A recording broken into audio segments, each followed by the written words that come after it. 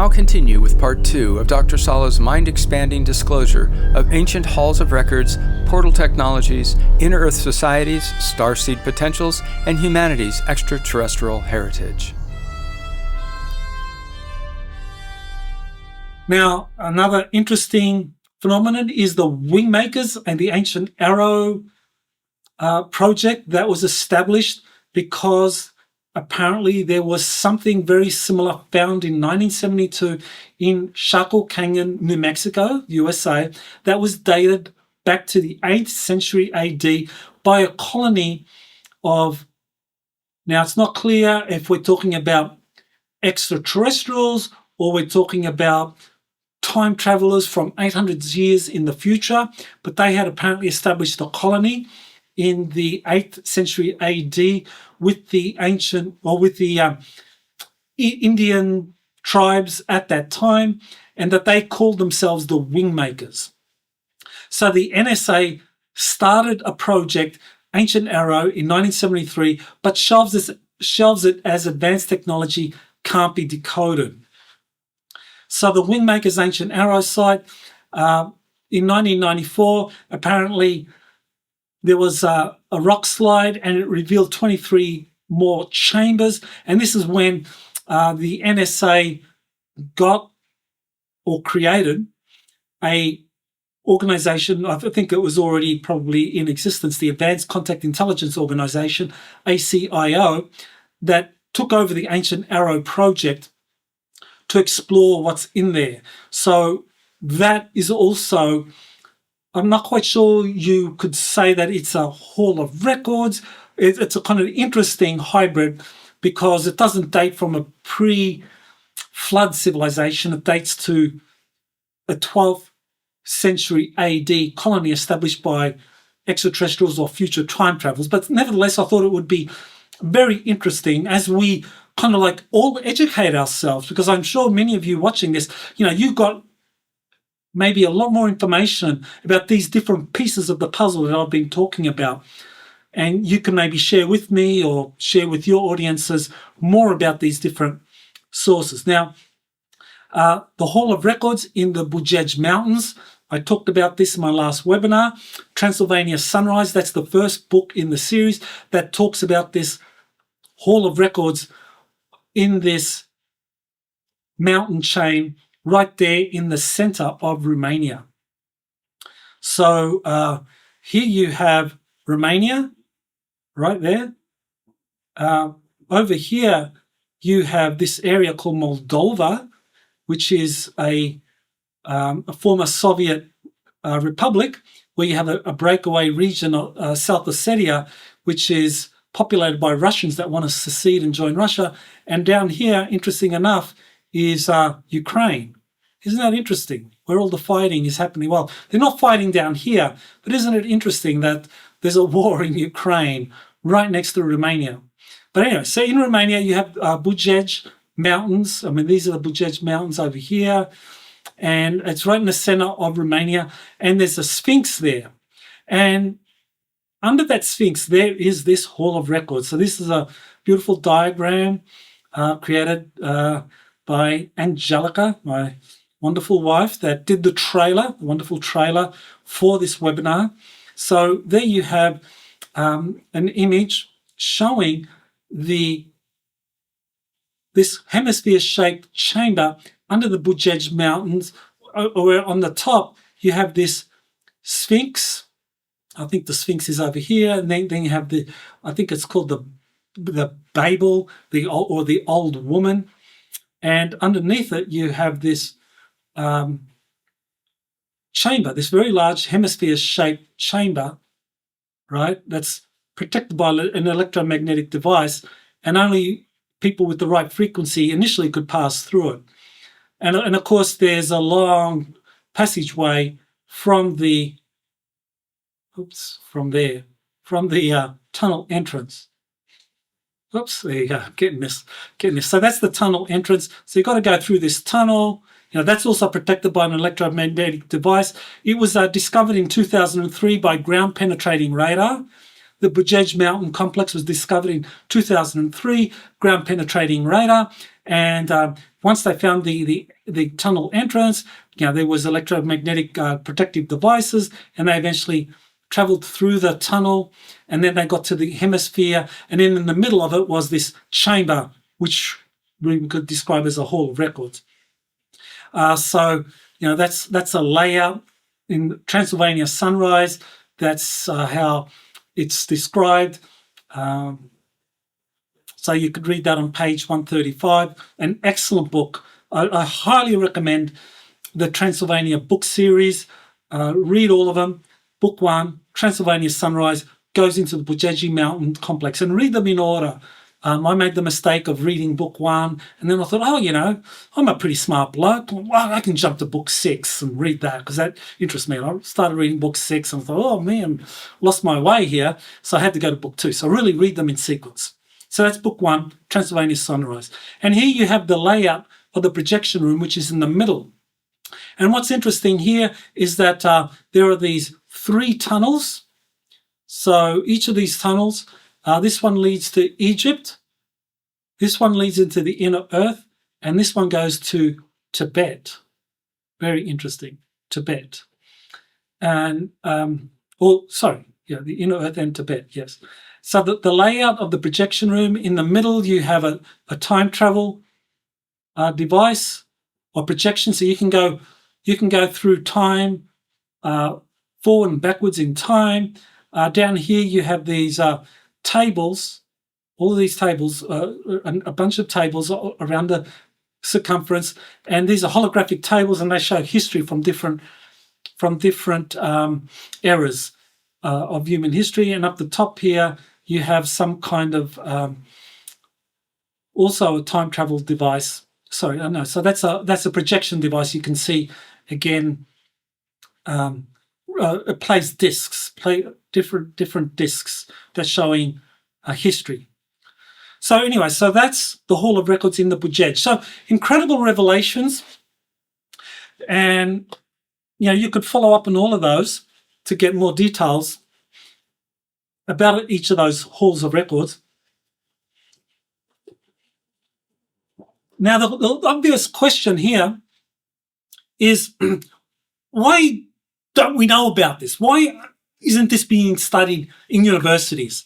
Why aren't universities all over this? Because this is where, you have the top thinkers of our planet located. And this is, this information belongs in universities so that scholars and scientists and the best people could study this information to see how it can be best used for helping progress human society, because that's what universities are. Obviously I'm biased. I was a former university professor, and I think that the ideal of the university is a very noble one, which is to share knowledge for the benefit of all humanity. Unfortunately, universities are manipulated. Only limited information is allowed to percolate to universities. I think it was best put by a fellow researcher, Michael Cremo. Michael Cremo, he said that it is knowledge filtration, and that describes it perfectly. What the cabal or the deep state, the controllers do is knowledge filtration. What they do is they filter out any information, like anything I've been talking about, from it going to places like university, to the people who are trained, who are equipped, who have the right noble intent of exploring and understanding and presenting all this information for the benefit of all humanity. Because at the bottom line, I know universities get a bad rap as places of manipulation and where the knowledge is distorted. I don't think that's correct. I think it's more about knowledge filtration, where the rank and file university professors and the graduate students are prevented from having access to this information. And who's doing it? Who is fucking responsible for holding all of this information back from all of us? These guys, Freemasons, these guys are the ones that put themselves in the position of authority for finding these halls of records and keeping them secret. The Freemasons are the ones. These are the ones that are responsible for keeping all of this from everyone. From you, from me, from all of those researchers in universities that would just jump at the opportunity for going into one of these halls of records to understand the incredible wisdom that's there and studying it and presenting it for the benefit of all humanity.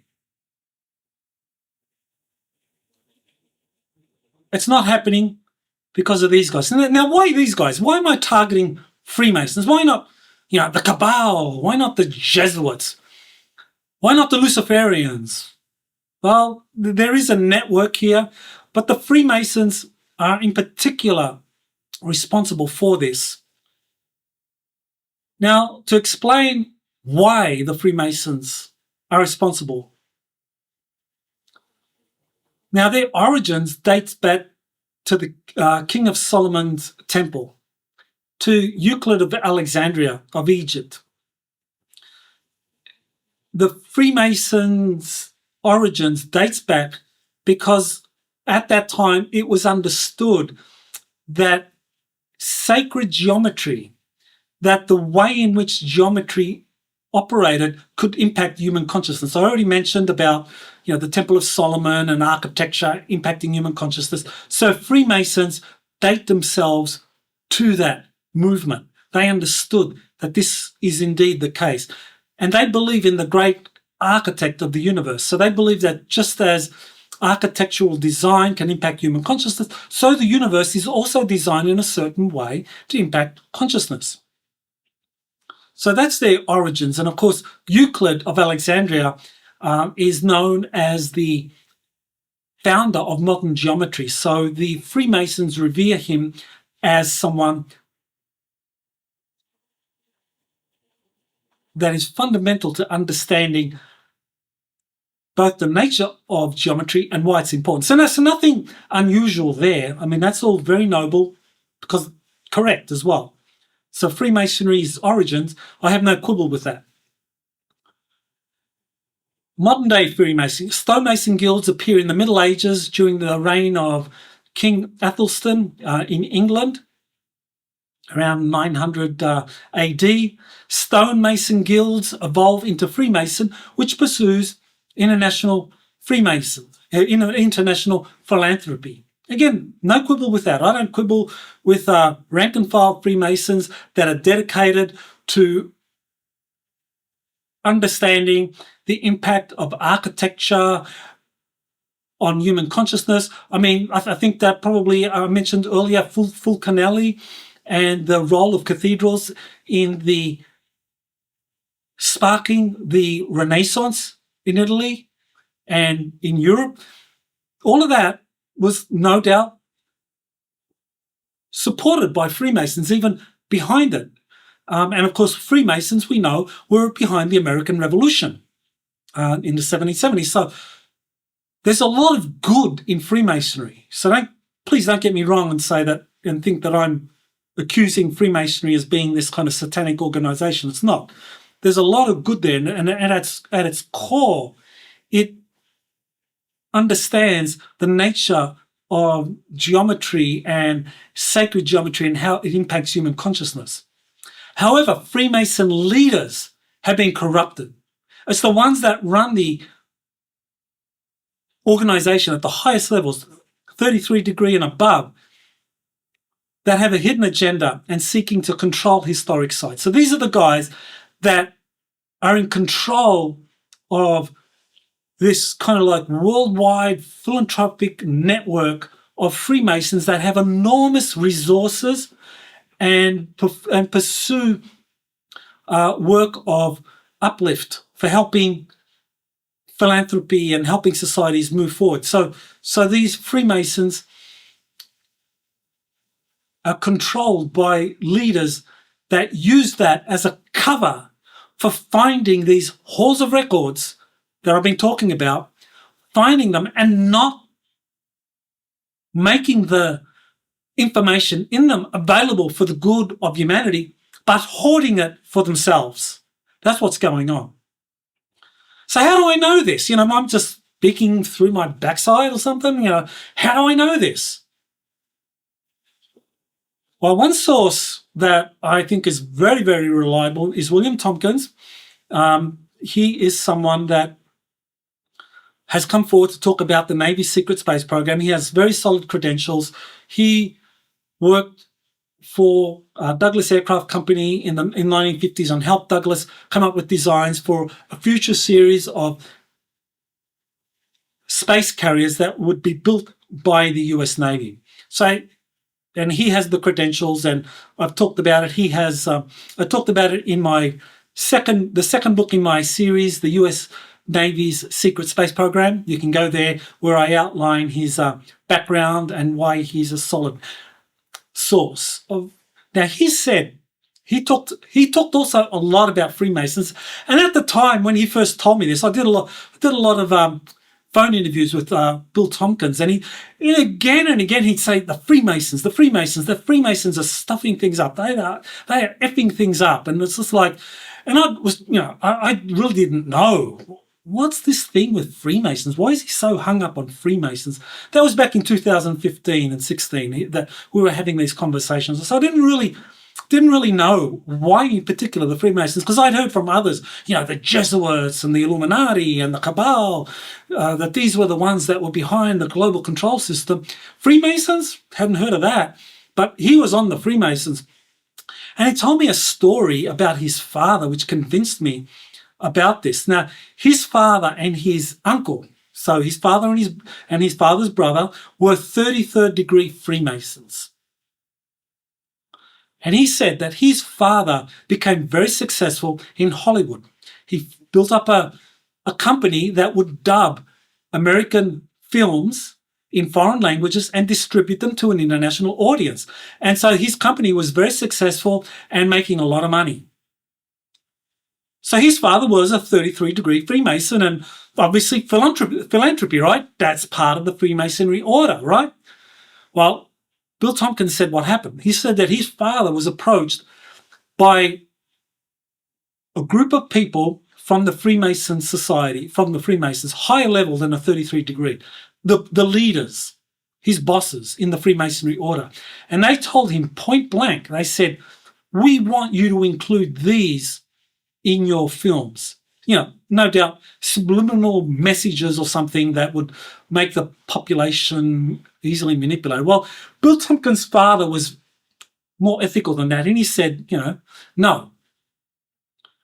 Bill Tompkins said that what happened then was that the Freemason hierarchy removed his father from that position, and that Bill Tompkins' father then couldn't find a job. So he goes from making a lot of money, having these mansions and living the fast life, to now being like virtually on the street, and actually had to live with his brother for a while. And now Bill Tompkins says that then he's living with his uncle, his father's brother, who's also 33 degree Freemason. And he said that his uncle would go to Egypt every year and come back with a lot of these antiquities, a lot of these Egyptian antiquities, and that these were basically being hoarded by him and other Freemasons. So this tells you how the Freemasons operate, that there's a corrupt leadership in place, and if you do their bidding, then you get rewarded, and if you don't do their bidding, you get the stick. So the whole carrots and stick approach, nothing really too complex about that. So this is how Bill Tompkins relates the Freemasons to the negative extraterrestrials. And this is what he said in Selected by Extraterrestrials. Essentially, the draconian extraterrestrials, own planet Earth too. We have to go back, not just the Brotherhood, but the Freemasons, again, because they're the ones that are running the secret organizations. So the Freemasons are running the secret organizations. And so we're talking about an order that has a lot of power that goes back to the Temple of Solomon. And of course, there's a lot of information about the Knights Templars, how the Knights Templars were initially known as the Knights of the Temple of Solomon, and that's the knowledge that they got from the Temple of Solomon was used by them to establish this incredible European system of knowledge and wealth and commerce that the Knights Templars established the early banks. And then they had to evacuate after the King of France and the Pope turned against them, and they had to evacuate to Scotland and England, where they established the Scottish Rite 33-degree Freemasonry order. So it's very complex. I won't profess to understand it all, but there certainly is a lot of history here to be traced out. But Bill Tompkins is saying that the Draconians controlled the Freemasons, and that's a fairly recent phenomenon. Now, Elena Danaan also had her experience with the Freemasons, and this is something she's going to talk about in her forthcoming book, so I won't talk too much about it other than just give you a very general. But she said that during her time in Egypt, she learned on several occasions that the Freemasons secretly controlled many archaeological sites. So that the Freemasons were controlling the archaeological expeditions in Egypt, and that Egyptian antiquities leaders such as Zahi Hawass were controlled by the Freemasons over what they could disclose to the world. So this explains a lot, because Zahi Hawass is someone, when the ground penetrating radar first showed that there was an enormous complex under the Giza pyramid, probably this labyrinth system that Herodotus described back in the 5th century, radar penetrating data showed that it was right there under the Giza complex, and Zahi Hawass saw this and began talking about it. And that's actually documented. He began talking about it. He's saying, yeah, we discovered this incredible thing underneath. Then the Freemasons coming and said, shut the fuck up. And that's what he did. He shut up. And Zahi Hawass then denied it, began ridiculing Western scholars, saying that all this was nonsense. This was just Western scholars speculating, making things up. So Zahi Hawass had to change his tune, and he would do it. So that's one source. Another source. Now we have a third source. Radu Cinema, which is a pseudonym in the Transylvania book series. He also talks about high-level Italian Bilderberg a high-level Italian Bilderberg Freemason that had access to the highest level of the Romanian government and attempted to control the Hall of Records found under the Bujej Mountains even prior to its official discovery in August 2003. So that in August 2003, which was when the Hall of Records in Romania was discovered, this high-level Italian Freemason, who also participated in the Bilderberg group meetings, already had the data, and it was already there telling the Romanian Secret Service that this is where you're going to find an incredible discovery, and we want to be there, and we want to be part of how that is going to be revealed.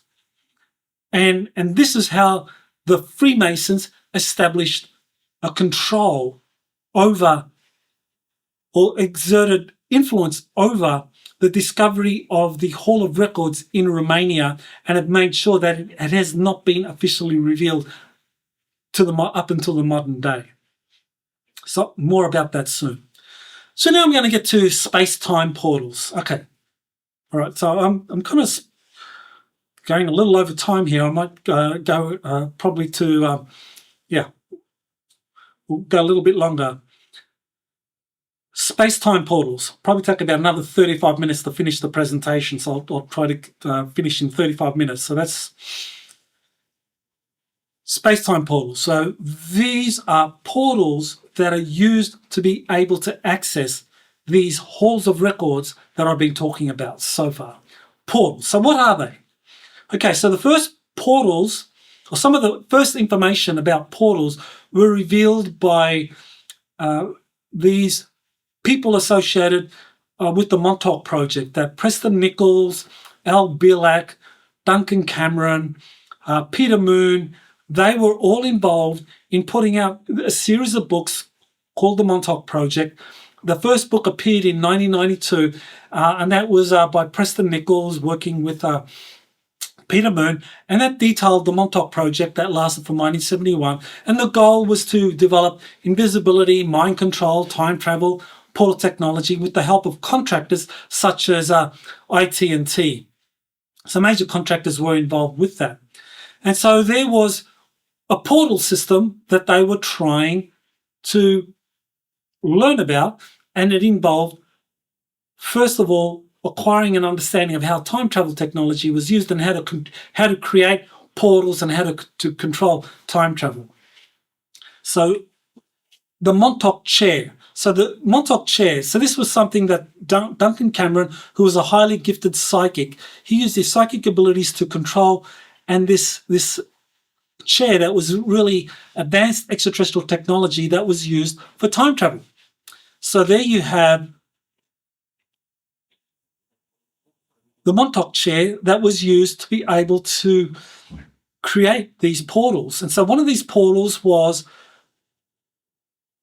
to Mars. So Preston Nichols says that Duncan Cameron in 1982, 1983 was able to use a time portal to travel back and forth to Mars. And that Al Bielek, who was one of the other principal people involved with the Montauk Project, that he and Duncan Cameron used the portal technologies to visit Mars. So that was one of the first references. You know, this book from 1992 was one of the first references to portals being used to travel to Mars. Now, there's this book, The Montauk Chronicles, that shows, so it's not a book, it's a documentary. So you can find it, you can do a search, I think it's on Vimeo. So go to Vimeo, Montauk Chronicles, probably on YouTube, you can find the trailer.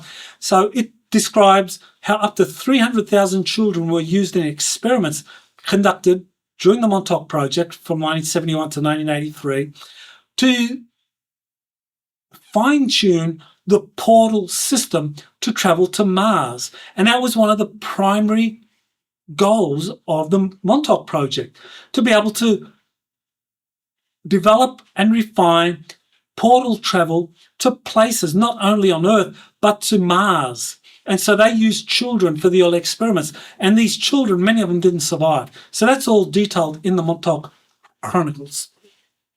Now, Andy Basiago is also a witness to the Montauk Project, also a witness to these portal technologies. So he says that in 1966-67, as a 6-year-old, he was first subjected as a subject to this technology by a company where his father worked. The company was the Ralph M. Parsons Engineering Company, and the company was doing contracting work for the Defense Advanced Research Projects Agency, its forerunner, and the CIA. So the CIA and DARPA were doing, at the time it was called ARPA, but now it's called DARPA. The CIA was doing research into portal technology in the 1960s and 1970s. And we know this from the Montauk Project. So Andy Basiago was involved in some of the earliest portal technology development projects in the 1960s. Andy Basiago described it as Project Pegasus, and that involved many children in assessing its suitability from 1969 and 1972. So this was kind of like a forerunner to the Montauk Project. So in a way, you can consider this as like a pilot program to find out, well, does the portal technology work? And if so, let's move into a higher gear, kind of like a work in progress to refine it for full development. So that was the Montauk Project. So Project Pegasus was kind of like a pilot program, and Andy Basiago also says that children were used for that, and he was one of the child participants in that. And he also described many injuries and fatalities amongst the children who were subjected to that in the 1970s. Jump room to Mars. So that was what he said he was involved with, that there was a portal technology that could be used to take people from Earth to Mars. And he described also portal technology being used to take people from Pasadena in California to places in New Mexico or the IT&T facility in New Jersey and so forth. So this was portal technology being used for all over the Earth. So that was in the 1980s that he was involved in another program called Jump Room to Mars. And he described other people, William Stillings, William White, Crow, and Bernard Mendez, who all confirmed that this was actually going on. So, you have the famous sci-fi book series, Edgar Rice Burroughs' John Carter of Mars, and you've probably all seen John Carter, the movie. If you haven't, watch it. It's really very informative in terms of soft disclosure, because that is a good description of how portal technology works. A natural portal connecting Earth and Mars. Now, it's not sci-fi, it's real. It's real, folks. That the US government, Montauk Project, Project Pegasus, Jump Room to Mars were some of the programs to develop these these portal technologies. But Edgar Rice Burroughs, early 1900s, was writing about this as sci-fi. So the portal system. Well, what else do we know? Who else has talked about portals?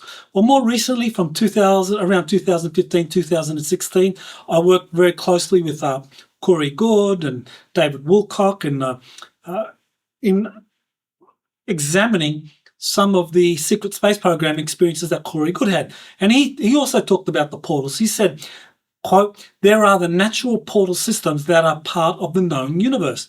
We call it the cosmic web. And the ancient portal systems and the current era portal systems use or exploit these natural cosmic web portal systems to travel from point to point." And I remember reading Alex Collier also describing the Patal, or the founders, being responsible for developing an ancient portal system that would connect different parts of the galaxy to one another, and that the oldest extraterrestrial civilizations didn't know much about the builders of the portal system. So that seems to be something that connects to the galaxy. And he went on to say that, quote, "The ancient portal systems," and there are several ancient portal systems that are left behind by several ancient groups that have been found on Earth, they vary in their sophistication. So these portal systems, the ones that were developed by these ancient builder races, he talked about one that was left behind in Antarctica. I mentioned Elena Danan earlier. She also was talking about Antarctica as a portal system, having a portal system in Antarctica that could be used. So how do you navigate the portal system? Well, apparently there are these numerical coordinates based on hyperdimensional mathematics, designate different galaxies, solar systems, planets, etc., that form the address for a particular portal. Now, this is sacred geometry, folks, so this is very important. Now, earlier on, I was trying to understand, why is it that the Freemasons are so important? Why is it that they control access to a lot of this information, that they're the dominant in all of the secret societies? Why are they the ones that are important? Because the Freemasons, they trace their ancestry, or they trace their lineage, as I said, to the Temple of Solomon, to Euclid, to those that understood geometry. The Freemasons, they are the ones that understand geometry and sacred geometry. They understand the geometry used for how to navigate the portal system. That's why the Freemasons have this incredible position of authority in terms of secret societies. They understand the portal system because they understand how sacred geometry works.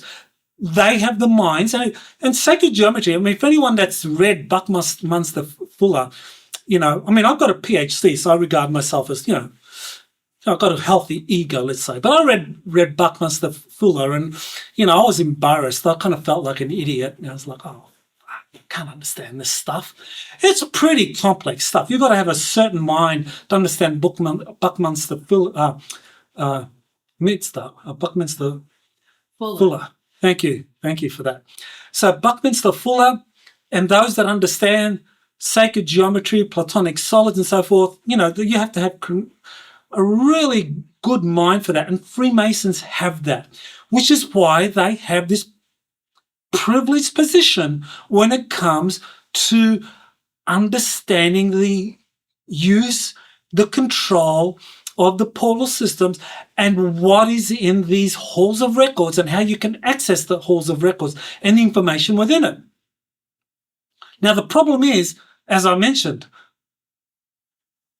a lot of Freemasons are very benevolent people, philanthropists at heart, but at the 33-degree level and above, you have the leadership that are totally controlled and manipulated by the draconians, and they make sure that this information does not get out.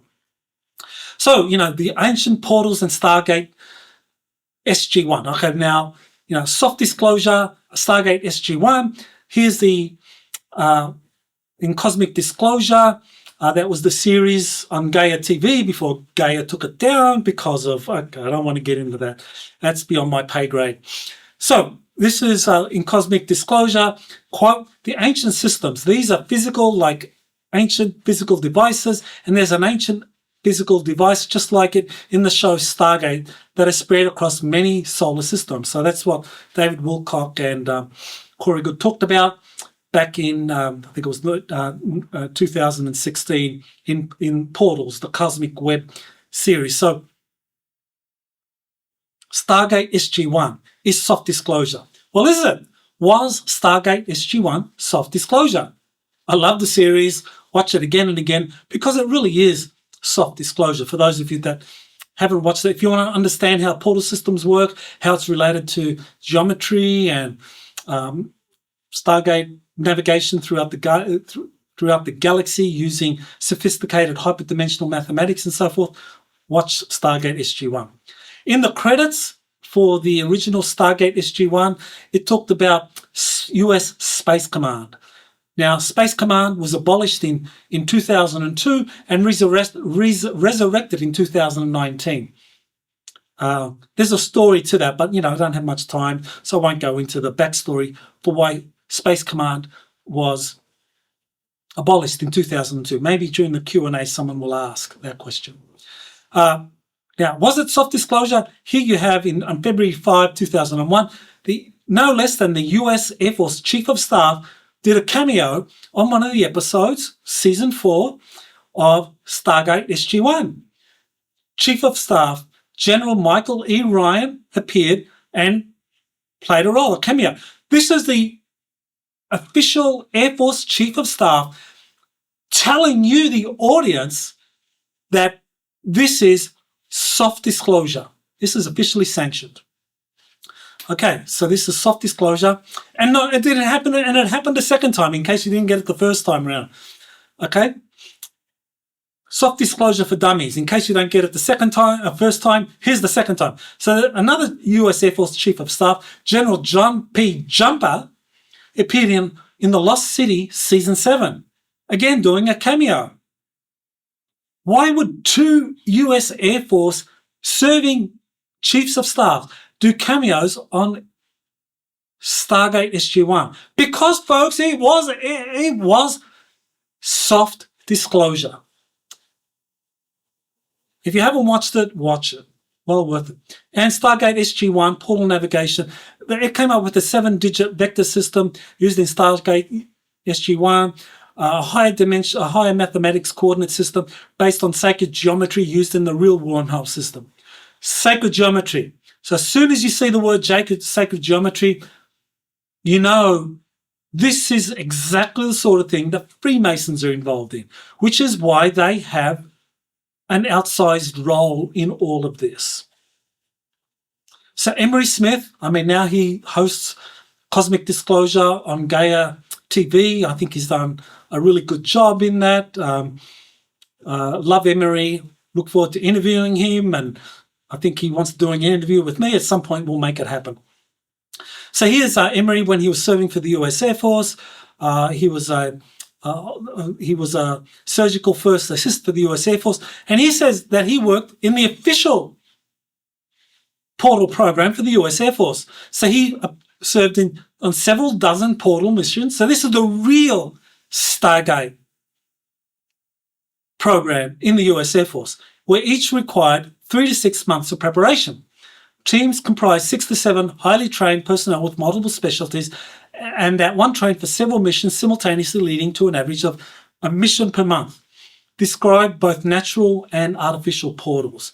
So Emery Smith confirming that portals exist, that the US Air Force had an official portal program using hyperdimensional physics, sacred geometry to be able to navigate between them. So you can be sure the high-level Freemasons were involved in that program. So Smith's description of the portals, he described them this way, as rectangular devices, and you walk in and come out at some other point. Now there's the Romania-Tibet portal in Transylvania Sunrise, Transylvanian Moonrise. That's book 2 in the series. Radu Cinema describes going through a portal on the Apuseni Mountains that links directly to Tibet. And he meets with this goddess or a Dakini, according to Vedic legend, called Machandi, who meets Radu Cinema. And she's, this female extraterrestrial, 7 foot tall, that exudes love and goodwill and really kind of like gives him a lot of information and kind of helps him move forward in his path. And this was an instrumental in him getting to be read into the joint US-Romanian Bujeji investigation or project. So Machandi likely connected to one of the 24 extraterrestrial cedar races that I've talked before. I think she's connected, and just for interest, I did an interview with a French contactee. His name is Robert L. So there's an article on exopolitics.org. You can find it. That's the title, French contactee. And I talk about Robert L. That was something that Elena Danan helped set up for me. So thanks to Elena for that. And he talked about going to a Himalayan base where he worked for a year with an extraterrestrial female and other scientists, extraterrestrial scientists. He described them in terms that were very similar to what Radu Cinema described about Machandi. So that's Robert L. in that article. So go take a look at that. Now, in book 6 of the series, there are 3 types of portals that are described. So I've already described some of these. So the fixed portal, one portal, a fixed one is described as very rare and not well known. For example, there was one in an old house in Bavaria. This described in page 88 of the book. And it's this old house in Bavaria is linked to a 200-year-old home in Detroit, Michigan. So essentially, if you go into this house in Bavaria, you walk into one room and there's a portal there. So you walk through the portal and you instantaneously appear in Detroit, Michigan, in this 200-year-old house. And the way it's described in the book is that agents from the German security services were tracking mysterious people going in and out of this old house in Bavaria. And simultaneously, FBI agents were tracking mysterious people kind of seen exiting and entering this old house in Detroit, Michigan. And so eventually the 2 sets of agents synchronistically raided the houses in Bavaria and in Detroit, Michigan at the same time. So these are agents, these German agents go through the portal in Bavaria. 4 of them go through the portal in Bavaria with their arms loaded and show up in this room where the portal exits in Detroit, Michigan. And there are 3 FBI agents. And so, all 7 of them pointed their guns at each other and said, "Hands up, law enforcement," and showed their IDs. And after a while, they worked out what was going on. So these portals, these fixed portals from point A to point B have been around for a long time. And they're used by mysterious persons, whether they're occultists, alchemists, Freemasons, Eternals, people that can live for a long, long time. Inner Earthers, etc. Not known to public officials. So these are government representatives, FBI agents, German Secret Service people. They don't know about this. This is occult information only known to the highest level of people that are occultists, high-level Freemasons, and so forth. 3 types of portals. Number 2, the second type of portal. This is where we're getting more into the ones that are used for the official Air Force Secret Space Program. Multidimensional portals. Different locations attached to a portal depending on individual characteristics, weather, time, etc. So throw in another factor like geometry or astrological alignments and so forth. So that's in Forgotten Genesis, page 88. So that makes possible the development of a coordinate system similar to the official Stargate program.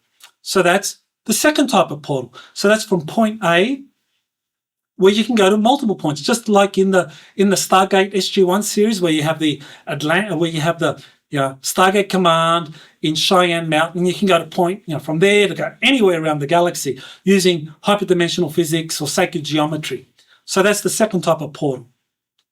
And the third type of portal, dynamic portals, Earth wormholes, etc. These are continually moving space-time distortions in the sense that they appear and disappear very quickly, changing their position, size, and even subtle energetic characteristics. So these are not considered to be stable portals, or they're like a wormhole or traversable wormhole whose exit or entry and exit point can vary depending. Again, sacred geometry and so forth is used for determining where it's going to come or where it's going to or disappear.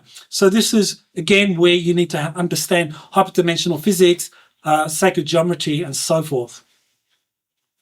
So portals form a vast Earth network. So in the Forgotten Genesis, page 35, they are interdimensional chasms, entry points through which you can move from the physical plane to the etheric plane and penetrate into certain precise locations underground.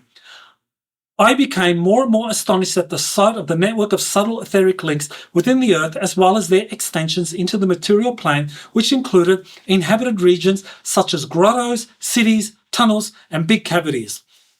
So that's page 35 of the Forgotten Genesis book. So they go all over the place, from the surface of the Earth to any other place on the surface of the Earth, or even deep underground. And this forms a very extensive network. And it continues. Asking what those lights were, it was explained to me that they are powerful magnetic distortions that serve as portals, making it possible to move from the physical plane to the etheric plane, from the inside of the Earth. They are basically links between the surface and the interior of the planet. Whoa! Now think about that. These portals don't just connect us from point A to point B on the surface, but can take us into the inner Earth, into these ancient civilizations in the inner Earth, as well as, of course, off planet. So they connect the Earth and other planets. These portals not only connect the exterior to the interior of the Earth, but also serve as a conduit between the Earth and the other planets. Those who have sufficiently developed technology use these links with much wisdom. What wisdom do they use? What is the wisdom? It's a knowledge of hyperdimensional physics, sacred geometry. Again and again, it comes back to this thing of like Euclidean geometries or sacred geometry. This is why the Freemasons have this privileged role in how these portal systems are managed and released and used. So now we move to the inner Earth, and I will get through this in the next 10 minutes. So we only go half an hour over time, not too bad. So forgive me for that. So historic reports on the inner Earth. So when did these reports first begin on the inner Earth? Well, one of the earliest references was in 1871, a book called The Coming Race, or Vril, The Coming Race, by Sir Edward Bulwer-Lytton, a British metaphysical researcher. And then in 1886, there was another book about travel to the inner earth. This was by the Marquis Alexander Saint Yves de Voodoo. Sorry, I messed up the French there. So apologies to my French listeners from France, wherever you are. That's my best pronunciation of his name. So he wrote The Kingdom of Agatha as it was translated. So these were some of the earliest references, and they talked about the inner earth. So, I'm sure you've probably seen this diagram of the inner earth. So this is us on the surface, we're out here. And here you have, the kind of surface civilizations on the inner side of the earth, and then in the center you have an inner earth, and then you have these lands in there, ancient civilizations and so forth. So very complex, but that's the hollow earth theory. So that's been around for well over a century now. So the question for us is it real? So Corey Good talked about it. He talked about meeting representatives from 7 inner Earth civilizations, and he began talking in 2015-16 about them taking the first steps to revealing themselves to surface humanity. And he described the inner Earth as having a honeycomb structure. So it wasn't so much an inner Earth, it wasn't so much a hollow Earth, but it had a honeycomb structure, especially on the surface. And he wasn't quite clear exactly what was in the center. He was a little vague on that, or pretty vague on that. But now I think we do have a better understanding based on this book by Radu Cinema, which is, I think it's book 5 of the series. So New Disclosure on the Inner Earth. Radu Cinema uses a portal from Bujeji to access the inner Earth. And he describes that the inner Earth actually, in the center, there is a singularity point. And that singularity point, a black hole in the center of the Earth, actually, of course, has an event horizon around it, and that attracts photons and so forth. And any photons that enter that event horizon can't leave. So that's the black hole. But around it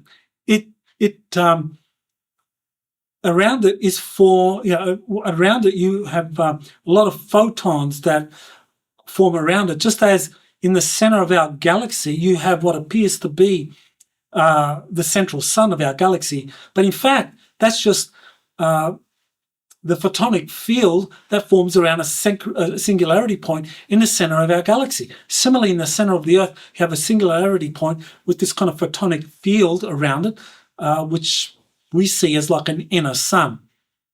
And so this singularity point creates this inner sun, and throughout it, in the interior of the Earth, you actually have an outer structure which is described in this book as a honeycomb structure.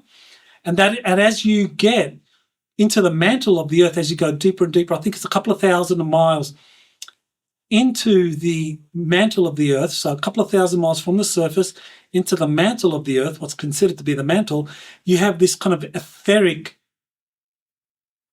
barrier, if you like. And that's when you actually begin moving into higher densities. And that's why seismic measurements of the interior of the Earth are off.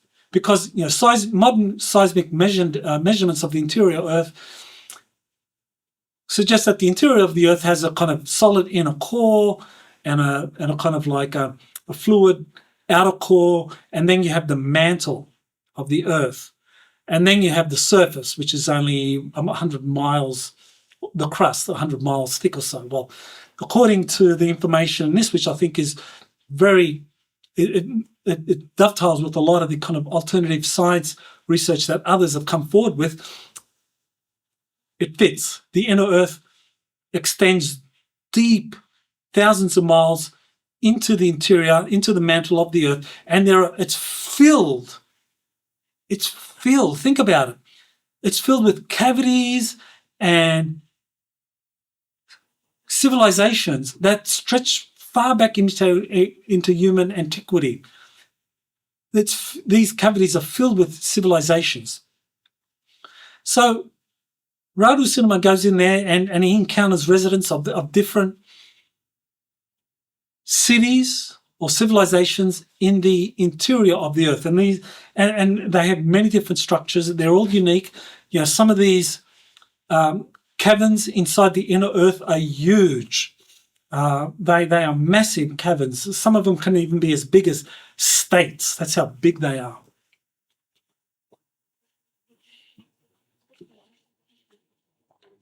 And we know this is all scientifically. This matches with what scientists have found about the structure of lava tubes on the moon and Mars and so forth. But again, in the interest of time, I won't go into that. So the inner earth cities under Romania. So he describes these inner earth cities under Romania. So these are, so one city is called Apelos, and that's under the Apuseni Mountains of Romania. And so you have a cavern system or caves that link the city with the surface. And then another city down here called Tamasis. And right next to it, you have magna flows through the mantle. So the inner earth beings know where to build their cities and where the caverns are, and how to kind of like ensure that they're protected from these magna flows that are moving throughout the system. So this is also underneath Romania, and in particular, it's under the Black Sea, and a city called Constanta there in Romania. So in the second tunnel, we're told, this is the book 5 in the series, it says, quote, "This portal is very old." So it describes a portal that links with the surface to this city inside of the earth. So in the second tunnel, it says, quote, "This portal is very old, a lot older than the last great cataclysm on the earth's surface. Some of the wise men came here and built this communication network. It was then that I realized that these beings were from ancient Atlantis, but from an era long before the total disappearance of that legendary continent inside the earth." So this is older than Atlantis, older than the destruction of Atlantis. So the Atlanteans visited this place. So the Atlanteans took with them some of this knowledge to Atlantis. So this tells us this is not among the 3 halls of records that Edgar Cayce talked about.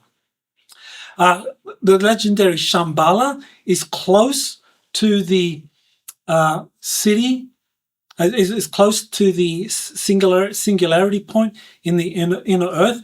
And in the book 5 of the Pennsylvania series, it describes a general view of Shambhala from the city of Utklaha, which is one of these cities that are in the inner earth.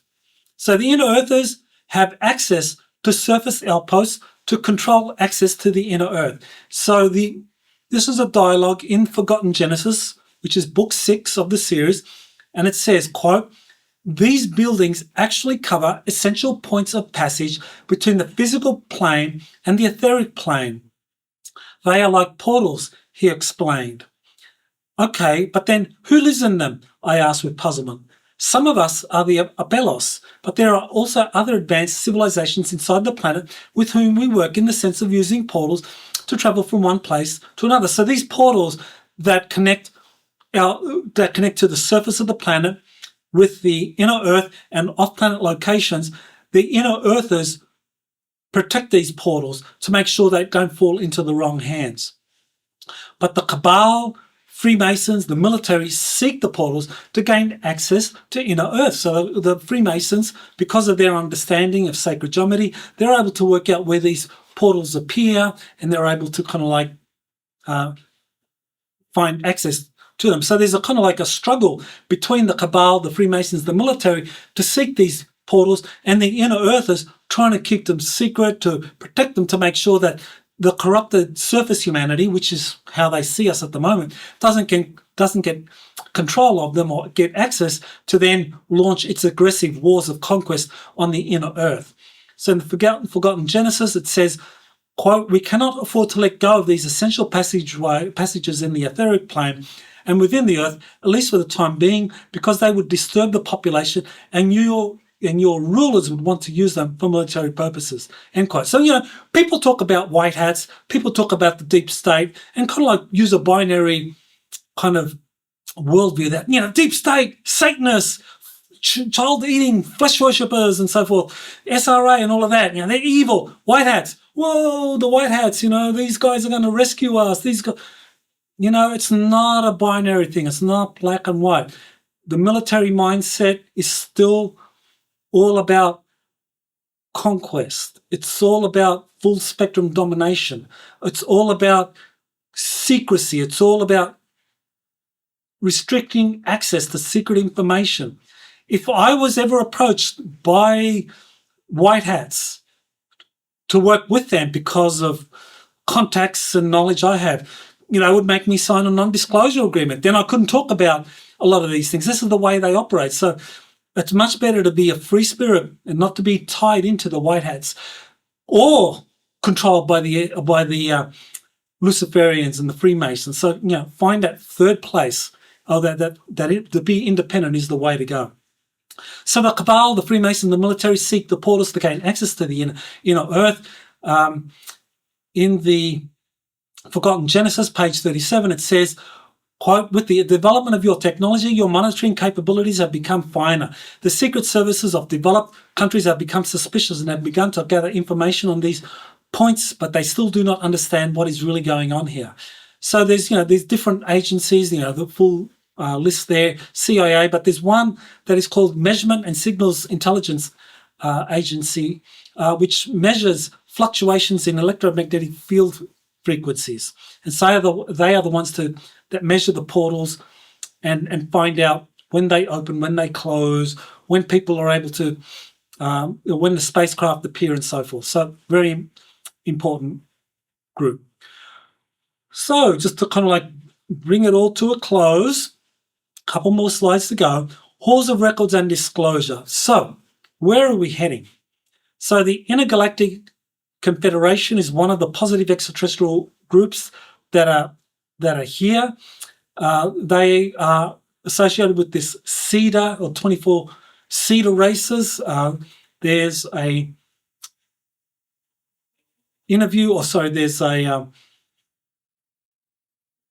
episode here that I cite from Elena Danan's website or YouTube channel that talks about contact with this group, and Una is one of the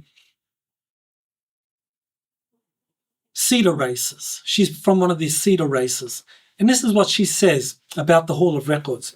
Quote, "The secret halls of records, such as Giza and Buchej, are not arks, but these are places that preserve the same technology. They are being unveiled, and soon the doors will be open, and the wisdom so long hidden will be available to all Terrans, because I can now fully understand it. Because now a great extraterrestrial evil has left the planet, and humans of Earth are now free to step into their sovereignty, overcome the human minions of the defeated enemy, and unite together to build the most magnificent and prosperous future." So all of this information is being unveiled right now. And what I've shared with you is just information I've been able to access from open source literature. There are others that are part of these classified programs. JJ Hurtak is one. Radu Cinema is another. And I'm sure there are others from these classified programs that have incredible details and records to share. And either they're going to come out or they're going to start releasing documents to people like me so that we can then put it out and get this information out to the general public. So Radu Cinema continues about the halls of records and the creators and the connection to the Cedar races. "I can tell you almost for sure that they are very advanced extraterrestrial civilization who wanted to help mankind very much. The difference between them and the extraterrestrial civilizations with which the Americans have concluded a kind of agreement is about the same as the difference between Homo sapiens and Homo erectus. What's even more troubling is that they're not from our galaxy, from from a galaxy which is very far away. Now, this is Rodal Cinema, and that exactly describes what we were told about the 24-seater races from people like Robert L., the French contactee, from Elena Danaan and her contact experiences, from the Only Planet of Choice, talking about the 24 extraterrestrial civilizations, and the Keys of Enoch that J.J. Hurtak has talked about. So they talk about extraterrestrial creators of humanity. So Forgotten Genesis talk about multiple extraterrestrial races genetically upgrading primates to create two primary human branches. So this is incredibly detailed. I'm really out of time, so I'll just gloss over this. But in Forgotten Genesis, it describes two main branches. It describes an ENL branch, which kind of is very similar to the Enlil branch described by the Sumerians, and the ENK branch, which is very similar to the Enki branch described in the Sumerian cuneiform texts. So the Enlil branch, or ENL branch, is more suited to ET souls incarnating. It's more suited to starseeds. So even though there's been a kind of convergence of those two, it describes that, like, the starseeds.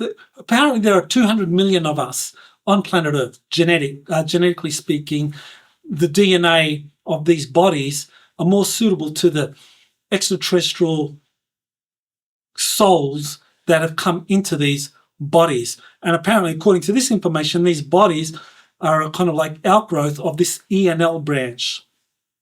People talk about kind of like, So this is one way of understanding how those starseeds incarnate into these human bodies that have a genetic set of characteristics that are more suited to connecting and understanding extraterrestrial technologies and extraterrestrial entities. So, official disclosure and portals. So will official disclosure lead to a portal and Stargate travel technology being released and developed for mass transit? I sincerely hope so. I think as more of this information comes out, I think the general public will say, hey, we don't want this information, this portal technology, only restricted to people with the right genetics and esoteric understanding, or those that are working with secret societies, or restricted to the military. We want to have access too. So this hopefully can be worked out, but we'll have to work out deals, diplomatic deals with the inner Earth civilizations that don't want to be corrupted by surface humanity. So there's a lot of diplomacy here, which means that you've got to have pure-hearted people working this out, and not just have some kind of military people coming in and kind of dictating how this is all going to play out. The return of the extraterrestrial seeders. ET fleets are surrounding the Earth as we speak. They are here. They're activating dormant ancient technologies and waiting for the right time to appear before humanity. This is happening right now. We are in the end times. This is it.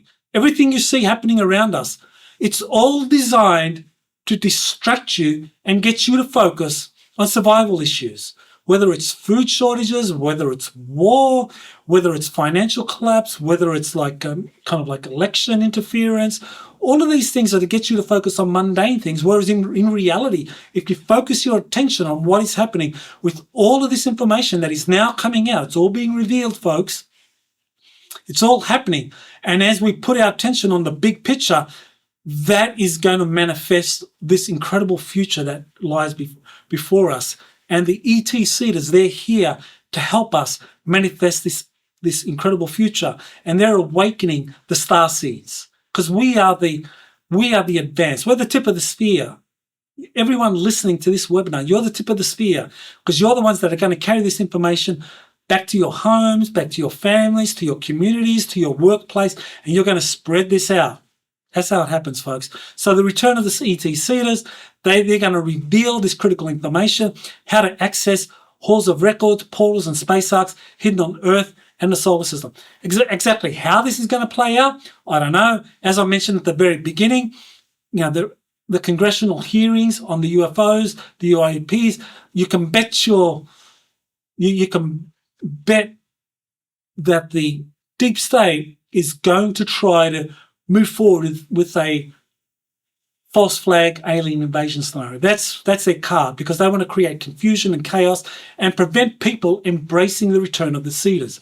Of course, the White Hats are working with the Seeders, so with that, in that regard, that's good. So the White Hats are doing the right thing. So we want to support those efforts, and they want to reveal their existence. So that's a positive thing. So hopefully this can happen without people being put through the chaos and the confusion of a false flag alien invasion.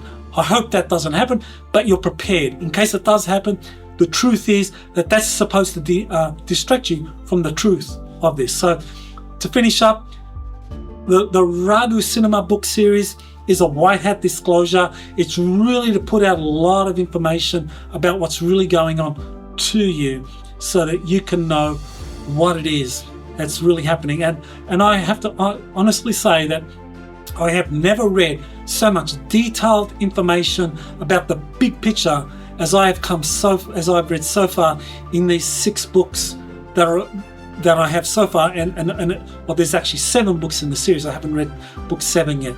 I want to thank you all for listening in, for being a part of this. I thank you for indulging me as I went a little over time, but I think the information was so important that I didn't want to cut it out and reduce that, because I think really you would appreciate just how much there is to explore in this. I want to thank my team, Jazz Marlin, making sure our audio and video is working well, answering your questions on email, and of course my wonderful wife, Angelica Whitecliffe, who did the trailer for this. So thank you all for being a part of this. Aloha. You have been listening to Exopolitics Today with Dr. Michael Salla. Please remember to like, share, and subscribe to this channel. Join or start a conversation in the comments. Take the time to explore the vast library of best-selling books, webinars, and podcasts by Dr. Salla. Visit exopoliticstoday.com.